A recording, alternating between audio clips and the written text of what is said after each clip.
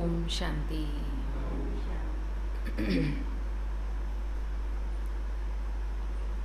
आज प्यारे बाप दादा के महावाक्य हैं।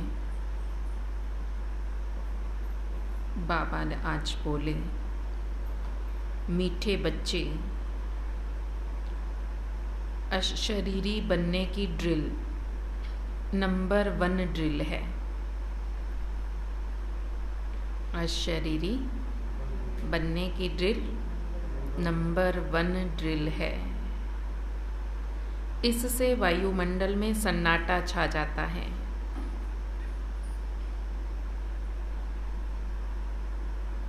बाप का डायरेक्शन है, इस ड्रिल का अभ्यास करो।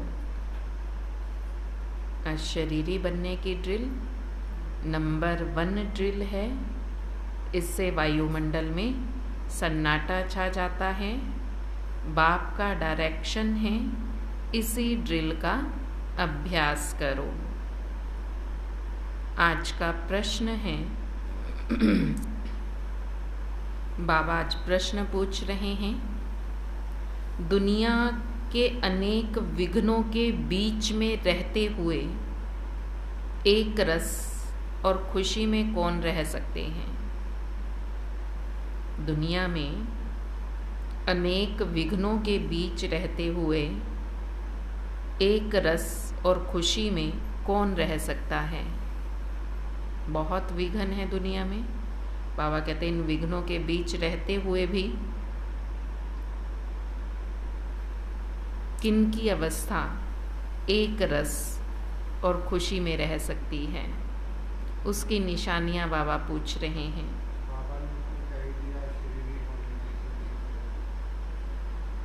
जो अशरीरी होने की ड्रिल करेंगे, जो खुद को आत्मा समझ सबको आत्मा रूप में देखेंगे, तो विघ्नों के बीच में भी एक रस अवस्था रहेगी। और बाबा पर निश्चय होगा। और जिनको ड्रामा पर पक्का निश्चय होगा। बाबा ने कहा, जो किसी भी विघ्न की परवाह नहीं करते, तुम्हारे दुश्मन तो अनेक हैं, विघ्न डालेंगे ही। कभी कोई विघ्न तो डालेंगे ही, विघ्न आएंगे ही। तो बाबा कहते, तुम्हारे दुश्मन अनेक हैं जो किसी ना किसी प्रकार का विघ्न डालते रहेंगे। कोई कलंक लगाएंगे, कोई गाली देंगे, लेकिन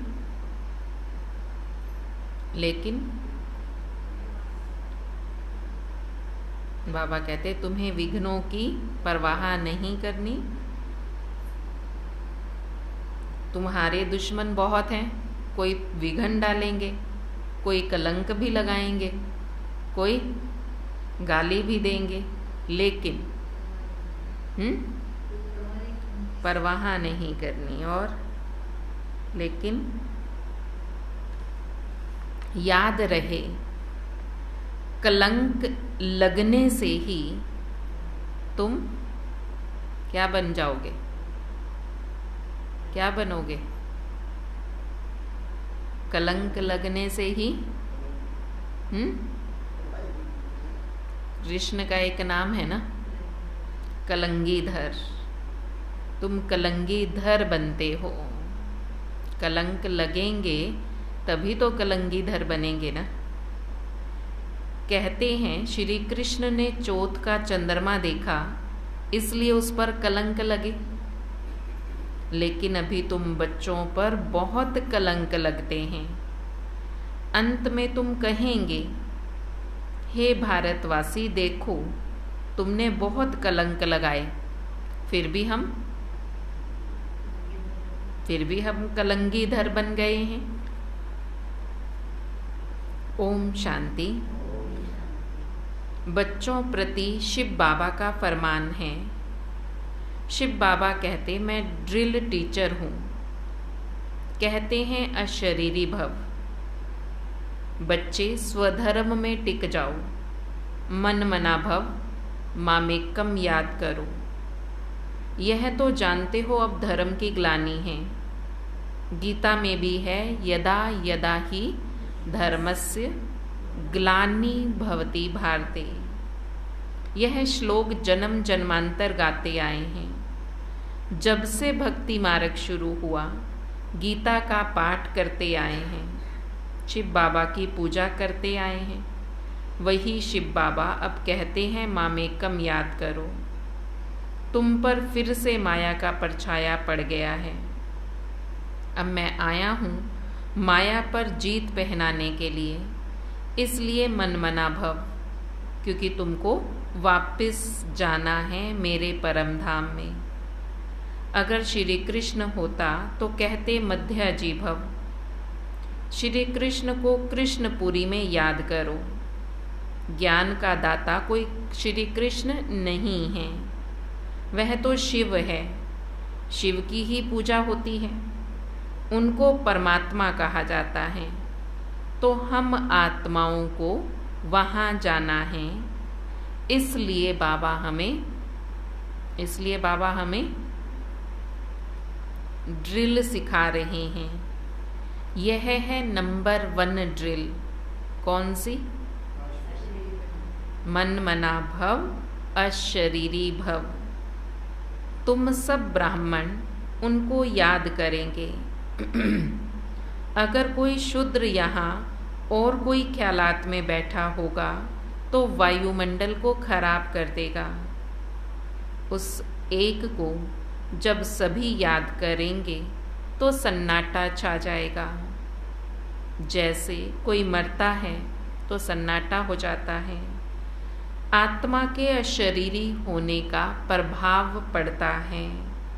तो अब बाबा कहते तुम सब आत्माओं को मैं वापस ले जाऊंगा। काल तो एक आत्मा को ले जाता है, मैं तो कालों का काल हूँ। मैं सबको लेने आया हूँ और मैं आता हूँ साधारण तन में।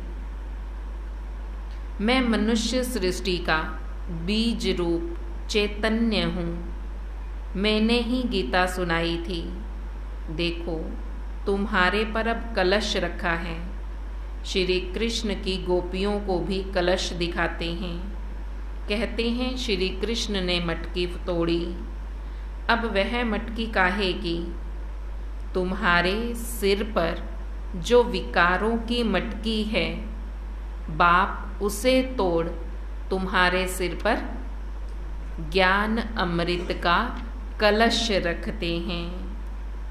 बाकी सतयुग में कोई ऐसी बात नहीं होती कि श्री कृष्ण कोई मटकी फोड़ेंगे। वहाँ तो इसकी दरकार ही नहीं है। जो दिखाते हैं कि श्री कृष्ण ने मटकी फोड़ी, तो बाबा कहते वो सतयुग में तो इस बात की ज़रूरत ही नहीं है। वो इस समय कलयुग की बात है। शिव बाबा ब्रह्मा तन द्वारा आकर तुम्हारे सिर पर जो विकारों की मटकी रखी है उसे तोड़ तुम्हारे सिर पर फिर क्या करते हैं? क्या बोला अभी बाबा ने? मटकी फोड़कर मैं ज्ञान का कलश रख देते हैं। बाकी सतयुग में थोड़े ही ऐसी बात होती है। गोपियां भी तो तुम हो ना। गोपी वल्लभ की सच्ची सच्ची गोपियां तुम हो। गोपी वल्लभ की गोपियों पर जो जहर का कलश था वह फोड़ बाप अभी ज्ञान अमृत का कलश रखते हैं, जिससे तुम्हारी बुद्धि बहुत अच्छी हो जाती है। तब धारणा हो सकती है। जब तक विकारों का कलश फूटेगा नहीं तो बाबा कहते बुद्धि अच्छी नहीं होगी और धारणा भी नहीं होगी। विकारों का कलश फूटेगा तो बुद्धि भी अच्छी होगी, धारणा भी होगी। जिसके लिए बाबा कहते हैं कि बुद्धि को ताला लगा हुआ है। विकारी मनुष्य अर्थात बुद्धि को ताला लगा हुआ है। निर्विकारी बनेंगे तब बुद्धि का ताला खुलता है। गोपियों का वल्लभ बाप है। गोपी वल्लभ शिव बाबा को कहा है। गोपियाँ हम सब आत्माएं हैं, तो गोपी वल्लभ शिव बाबा हैं। श्री कृष्ण को वल्लभ नहीं कह सकते।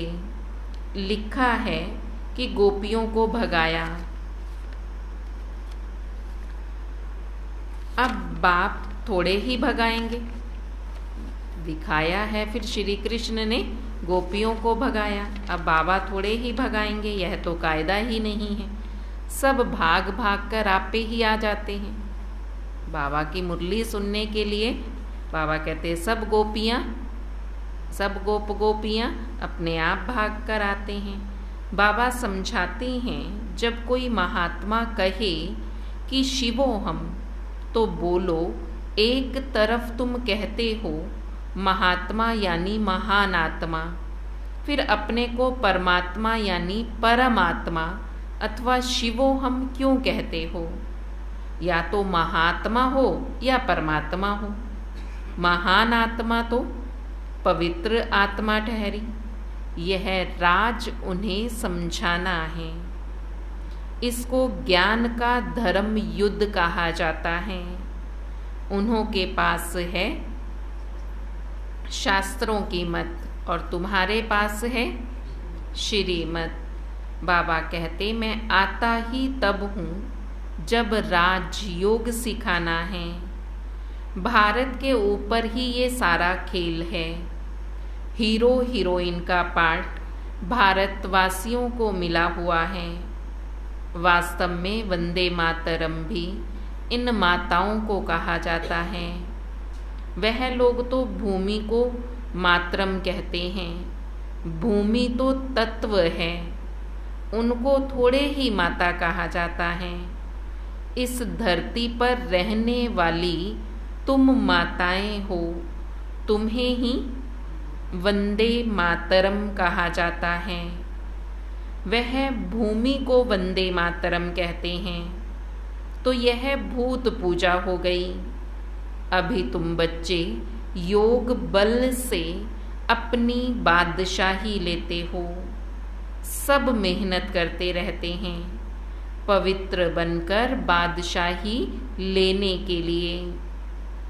जिस तरफ साक्षात सर्व समर्थ सर्व शक्तिवान है, उनकी ही जीत होनी है। परमात्मा की महिमा बिल्कुल अलग है। वह आकर तुम बच्चों को ड्रिल सिखलाते हैं। बच्चे मामेकम याद करो। और सब तुमको दुख देने वाले हैं। सभी दुश्मन बन विघन डालते हैं।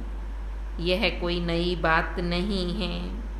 हमको कोई दुनिया की परवाह थोड़े ही है। श्री कृष्ण के लिए कहते हैं उसने चौथ का चंद्रमा देखा, इसलिए उसको कलंक लगे, इसलिए उसे बहुत गालियां खानी पड़ी। बाबा समझाते हैं कलंक जिन पर लगते हैं वही कलंगीधर बनते हैं।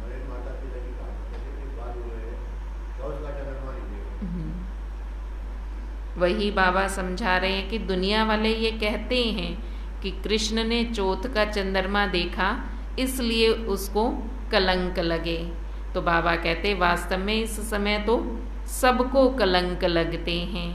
सब कलंक लगेंगे तभी तो कलंगीधर बनेंगे। बिना कलंक लगे कलंगीधर बन नहीं सकते। फिर अंत में कहेंगे, बाबा कहते फिर अंत में कहेंगे, अरे भारतवासियों, अंत में क्या कहेंगे?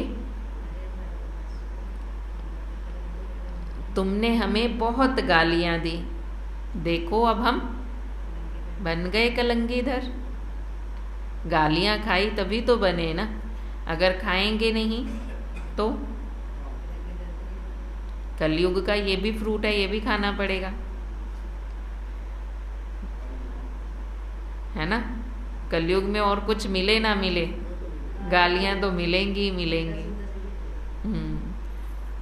और अच्छा करने वालों को ही मिलेंगी, बुरा करने वालों को कोई कुछ नहीं कहेगा, उसको छेड़ेगा भी नहीं कोई। अच्छा जो करेंगे गालियां भी उसी को ही मिलेंगी। तो बाबा कहते तुमने कितनी कहो भारतवासियों, तुमने हमें कितनी गालियां दी, देखो हम यह बन रहे हैं, अब हमें राज्य भाग्य मिल रहा है। तुम अब लड़ाई के मैदान में हो तो सहन तो करना पड़ेगा ना। तो जो राज्य भाग्य देते हैं उन पर बलिहार जाना पड़ता है, यह शिव बाबा समझा रहे हैं। यह दादा अपने को भगवान नहीं समझते, इसलिए शिव बाबा कहते बच्चे ये तुम्हारा कल्प कल्प का पाठ है। तुम भी कहेंगे जब जब धर्म की ग्लानि होती है तब बाबा आते हैं। अब बाबा आया हुआ है और हम बाबा से वर्षा ले रहे हैं।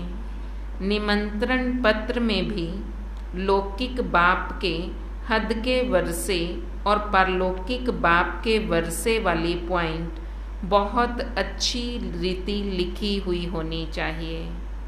बाबा कहते किस निमंत्रण छपवाते हैं तो बुलाते हैं तो उसमें एक लाइन ये भी छपवाओ कि लौकिक बाप से हद का वर्षा माना जमीन जायदाद मिलती है और परलौकिक बाप से बेहद यानी स्वर्ग की बादशाही का वर्षा मिलता है।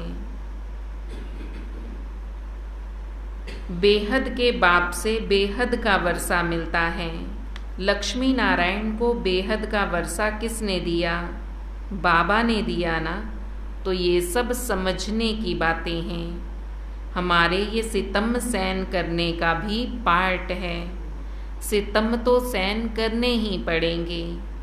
21 जन्मों के लिए बादशाह जो बनना है, 21 जन्मों के लिए बादशाह बनना है तो बाबा कहते सितम सहन करने पड़ेंगे। तो इसमें मेहनत करनी पड़ती है। गाया जाता है son shows father, student shows teacher. अब तुम्हारा रियल पार्ट है, तुम समझा सकते हो। वही हमारा बाप टीचर सतगुरु है, वही मनुष्य सृष्टि का रचयिता बीज रूप है, सभी जीव आत्माओं का बाप है। उनको सर्वव्यापी कैसे कहेंगे? बाबा तो ऊपर रहने वाला है। तब तो दुख में उनको सब याद करते हैं। वह आते हैं तब जब धर्म की ग्लानि होती है। बाबा कहते मेरी जन्मभूमि भारत है। भारत के रहवासी जब दुखी होते हैं तब मैं भारत में ही आता हूँ। परमात्मा की जन्मभूमि, परमात्मा की जन्मभूमि क्या है? भारत है। यह अक्षर कोई के मुख से कभी निकलेगा नहीं। अगर सब परमात्मा हो तो सबकी जन्मभूमि पर भारत ही होगी। बाबा कहते सभी को मुक्ति, जीवन मुक्ति, सुख और शांति का वर्षा देने के लिए मैं ही आता हूँ। जब उन्हों को ये मालूम पड़े कि हमको मुक्ति देने वाला भगवान बाप है, वह भारत में जन्म लेते हैं, तो भारत बहुत बड़ा तीर्थ बन जाए। समझो सभी को मालूम पड़े परंतु फिर आ कैसे सकें? सभी तो भारत आ नहीं सकते। इतना तो अन्न नहीं है भारत में जो सब यहाँ आकर के रहें। यह सुनकर बहुत बहुत खुश होंगे। ओहो, हमारा बाबा, हमारा गॉड भारत में आया हुआ है। जो इन गुरुओं आदि को भी मुक्ति देता है, उनका जन्म भारत में होता है। पहचानेंगे तो नॉलेज से ना, और क्या देखेंगे। ब्राह्मणों में जब किसकी सोल आती है तो उनको भी बोलने से पहचानते हैं। बगैर बोले पहचान कैसे हो सकती है। बात करने से ही तो मालूम पड़ता है ना कि फलानी आत्मा है। बाबा कहते जैसे दुनिया में भी किसके अंदर कोई आत्मा आती है तो वो आकर बोलती है ना कि मैं फलाना हूँ, तभी तो पता चलता है कि फलाने की आत्मा आई है। बगैर बोले पहचानेंगे कैसे, बात करने से ही पता पड़ता है।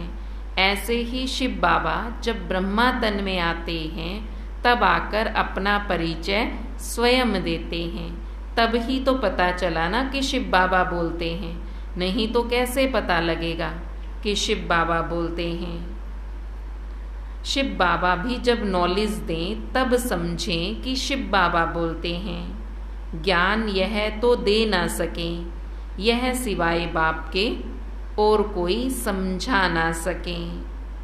कभी कभी कोई कहते हैं हम शिव बाबा से बात करते हैं, परंतु उनको पहचानेंगे कैसे। उसके लिए बोलना तो पड़े ना। बाबा कहते, कोई कहते हम शिव बाबा से बात करते हैं, परंतु बाबा से ही बात कर रहे हैं तो पहचानेंगे कैसे। बुद्धि से समझना चाहिए कि यह नॉलेज सिवाय बाबा के और कोई भी नहीं दे सकता। देखो कहाँ कहाँ बच्चियाँ बगैर देखे तड़फ रही हैं शिव बाबा से मिलने के लिए। जरूर उनकी ताकत है जो खींचती है, कशिश होती है, तो उन्हों को सफ़ेद पोश का साक्षात्कार कराते हैं। इसलिए बाबा कभी हमारी ड्रेस बदलने नहीं देते, तो उनकी नॉलेज से ही मालूम पड़ता है ना। बाबा कहते कि बाबा साक्षात्कार भी सफ़ेद ड्रेस वालों का कराते हैं, इसलिए बाबा कभी ड्रेस बदलते नहीं हैं। ड्रेस बदली करने के लिए नहीं कहते, सफ़ेद ही पहनना है। तो उनकी नॉलेज से मालूम पड़ता है। बहुतों को भिन्न भिन्न प्रकार के साक्षात्कार होते हैं, परंतु उससे कोई फायदा नहीं होता। तुम्हारा काम है नॉलेज से, यह नॉलेज कोई और दे ना सके। तो यह सारा गुप्त पार्ट हुआ। कहते हैं मैं आत्मा का रूप धारण कर इनमें प्रवेश होकर आता हूँ। कहते हैं मुझे अपना वारिस बनाओ, मैं तुम्हारी इतनी सेवा करूँगा जो तुम्हारा बच्चा भी कभी नहीं कर सकता। क्या कह रहे हैं बाबा?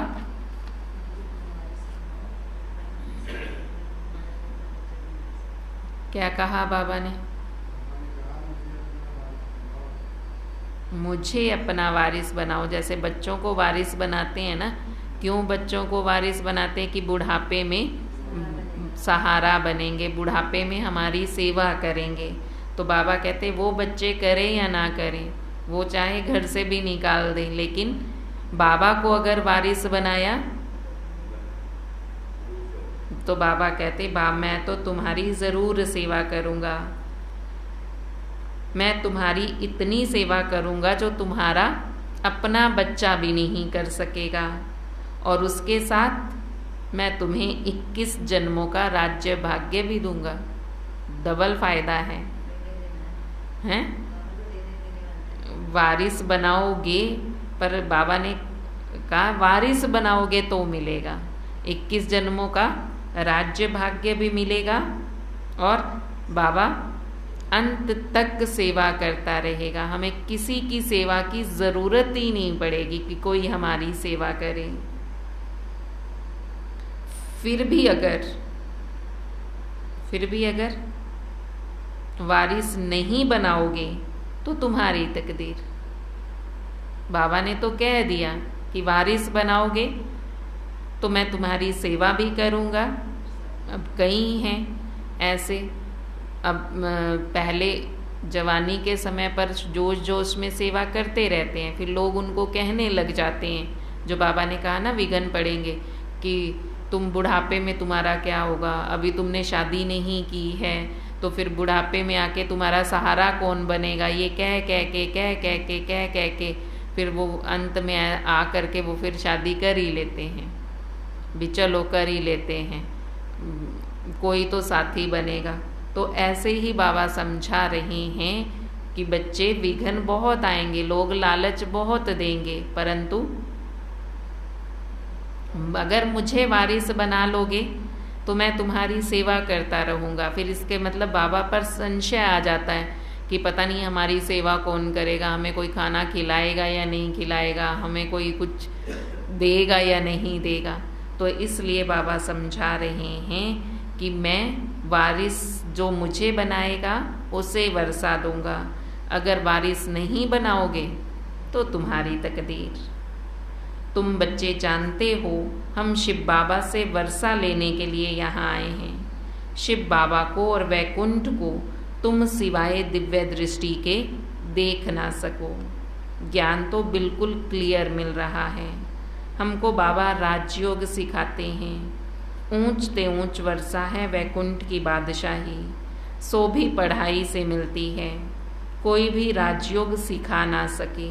हम नर से नारायण बनते हैं, यह राजयोग सिखाते ही अंत में हैं। तब तो फिर कलयुग में राजा रानी बनेंगे। यह मुसलों की लड़ाई प्रसिद्ध है। गीता से देवी देवता धर्म की स्थापना हुई। उस समय तो और कोई धर्म था नहीं, वे सब कहाँ गए, विनाश हुआ ना। बिल्कुल सहज बात है। ट्रेन में तो तुम बच्चे बहुत सर्विस कर सकते हो, फिर भी प्रजा तो बन जाएगी। गाड़ी का डिब्बा ही तुम्हारी प्रजा बन जाएगी। बैठकर सुनेंगे तो उनको बहुत अच्छा लगेगा। लिटरेचर हाथ में होना चाहिए, साथ में लाडला श्री कृष्ण भी होना चाहिए। अच्छा, मीठे मीठे सिकीलदे बच्चों प्रति माता पिता बाप दादा का याद प्यार और गुड मॉर्निंग। रूहानी बाप की रूहानी बच्चों को नमस्ते। रूहानी बच्चों की रूहानी बाप दादा को दिल व जान सिक व प्रेम से नमस्ते नमस्ते नमस्ते जी। धारणा के लिए मुख्य सार है। आज बाबा ने धारण करने के लिए कहा, क्या कहा? अशरीरी बनना है। और क्या उनसी बात धारण करनी है? और एक तो अशरीरी बनना है, दूसरा बाबा को अपना वारिस बनाना है, और तीसरा कलंगीधर बनना है। बाबा ने कहा 21 जन्मों की तकदीर बनाने के लिए शिव बाबा को अपना वारिस बनाओ। वारिस बनाना माना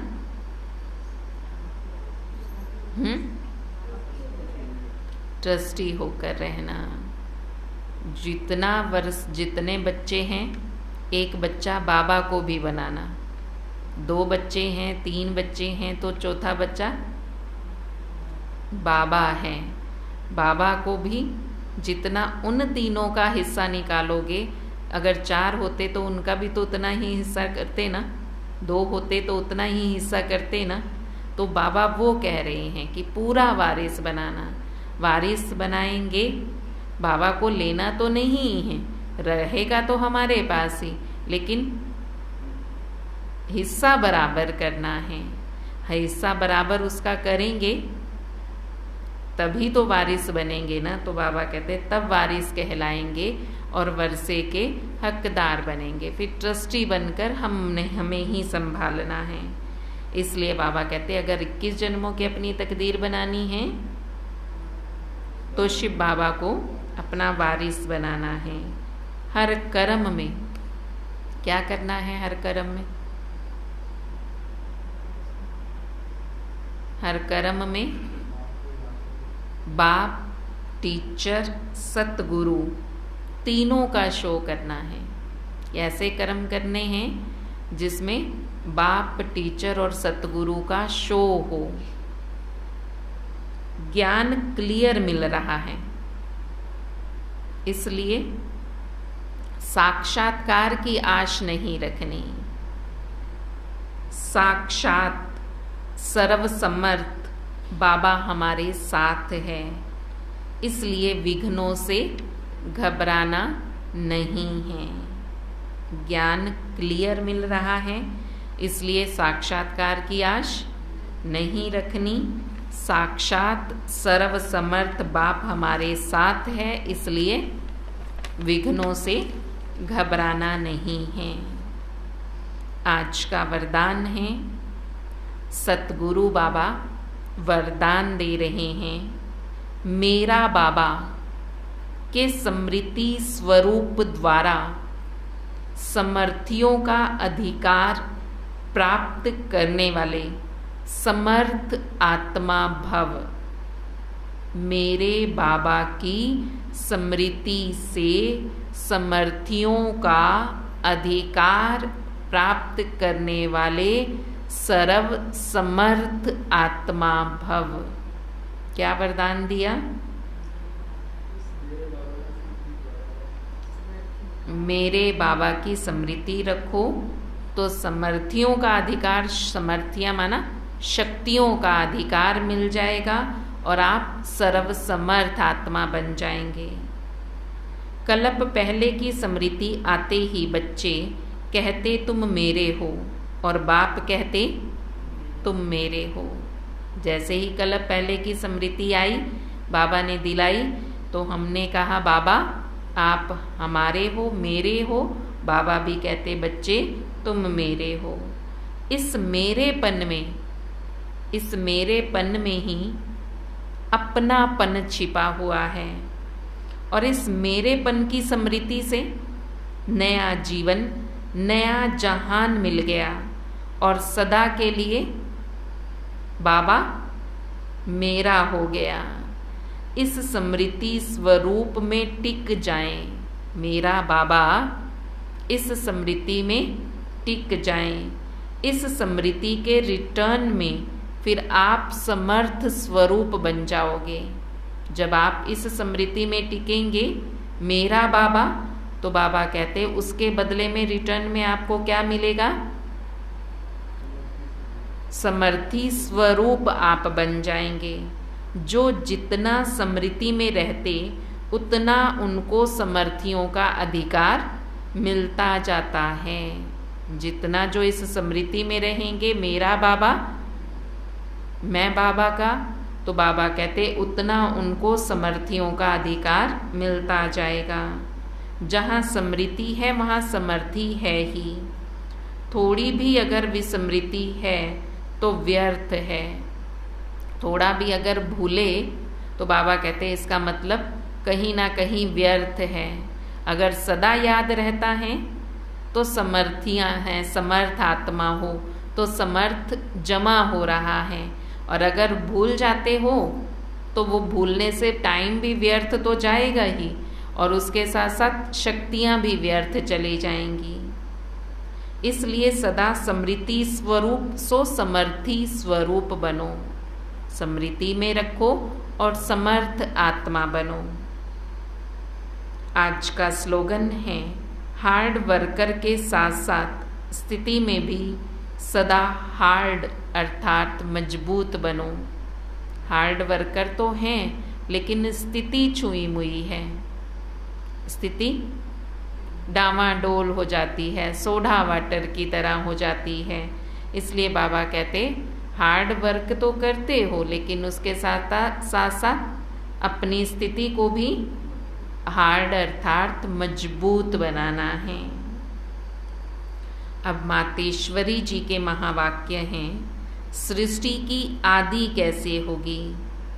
बहुत मनुष्य यह प्रश्न पूछते हैं, परमात्मा ने सृष्टि कैसे रची, आदि में कौन सा मनुष्य रचा। अब उनका नाम रूप समझना चाहते हैं। अब उस पर उन्हों को समझाया जाता है कि परमात्मा ने सृष्टि की आदि ब्रह्मा तन से की है। पहला आदमी ब्रह्मा रचा है। तो जिस परमात्मा ने सृष्टि की आदि की है, तो अवश्य परमात्मा ने भी इस सृष्टि में अपना पार्ट अवश्य बजाया है। अब परमात्मा ने कैसे बजाया? पहले तो परमात्मा ने सृष्टि को रचा, उससे भी पहले ब्रह्मा को रचा। तो गोया पहले ब्रह्मा की पवित्र आत्मा हुई, वही जाकर श्री कृष्ण बनी। उसी तन द्वारा फिर देवी देवताओं के सृष्टि की स्थापना की। तो दैवी सृष्टि की रचना ब्रह्मा तन द्वारा कराई। तो देवी देवताओं का आदि पिता ब्रह्मा ठहरा और ब्रह्मा से फिर श्री कृष्ण बनता है। मम्मा समझा रही हैं कि सृष्टि की रचना कैसे रची गई, कि सृष्टि पर सभी कहते हैं कि पहला मनुष्य ब्रह्मा है। तो फिर ब्रह्मा ने कैसे सृष्टि को रचा? तो ब्रह्मा के तन में शिव बाबा आकर ज्ञान सुनाते हैं, जिससे फिर मनुष्य सृष्टि को रचा जाता है। और वही ब्रह्मा फिर श्री कृष्ण बनता है। और जो उनसे ब्रह्मा द्वारा जो ज्ञान सुनते हैं शिव बाबा का, वही देवी देवता बनते हैं। तो दैवी सृष्टि की रचना ब्रह्मा तन के द्वारा कराई। तो देवी देवताओं का आदि पिता ब्रह्मा ठहरा। ब्रह्मा सो श्री कृष्ण बनता है और वही श्री कृष्ण अपने अंतिम जन्म में ब्रह्मा बनता है। अब ऐसे ही सृष्टि का नियम चलता रहता है। अब वही आत्मा सुख का पार्ट पूरा कर दुख के पार्ट में आती है। तो रजो तमो अवस्था पास कर फिर शूद्र से ब्राह्मण बनते हैं। हम हैं ब्रह्मावंशी, सो शिववंशी सच्चे ब्राह्मण। अब ब्रह्मावंशी उसको कहते हैं जो ब्रह्मा के द्वारा अविनाशी ज्ञान लेकर पवित्र बनते हैं। तो इससे सिद्ध है कि इस सृष्टि का आदि पिता है बाबा ब्रह्मा, और ब्रह्मा के द्वारा ही नई सृष्टि की रचना रची जाती है। अब तुम बच्चे अच्छी रीति जान गए हो कि बाबा ब्रह्मा द्वारा कैसे आकर सृष्टि की रचना रचते हैं। अच्छा, ओम शांति।